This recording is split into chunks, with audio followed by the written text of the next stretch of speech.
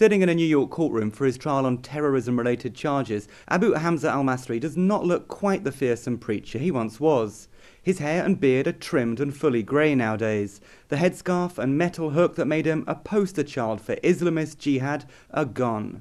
Instead, he wears a plastic contraption on his right stump to hold a pen, which he uses to scrawl down notes about the evidence against him. The trial of Abu Hamza, who is using his birth name Mustafa Kamal Mustafa, began in Manhattan's federal court this week.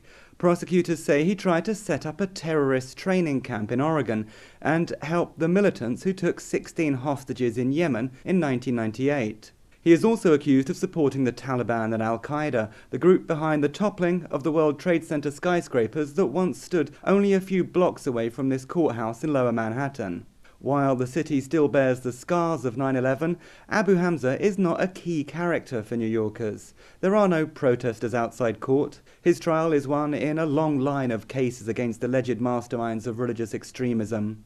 Last month, Osama bin Laden's son-in-law, Sulaiman Abu Ghaith, was convicted in the same building for crimes related to his role as a mouthpiece for al-Qaeda.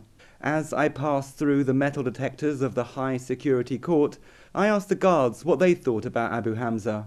"He's just another one of them said. "They all pass through here," his colleague added.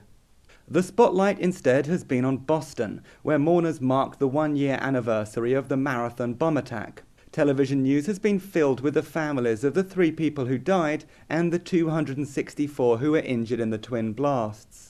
On Monday, some victims will show that they have not been beaten by running the 26-mile slog all over again. Vice President Joe Biden hit the right note when he told the crowd, "We overcome and we own the finish line." While the competitors are running, Abu Hamza will be sat at the back of a court, years since he was first arrested in London in 2004. Back then, the one-eyed cleric made headlines on an almost daily basis for blistering sermons made outside Finsbury Park Mosque. He blasted Jews, Christians and gays, and praised bin Laden and the 9/11 hijackers on the first anniversary of the attacks. The rising star of political Islam came to the attention of British and American investigators. In the UK, he was prosecuted and jailed for 7 years for offences related to his sermons and the terror handbooks found at his home. Washington sought his extradition in 2004, and for the next 8 years, Abu Hamza made headlines for a different reason.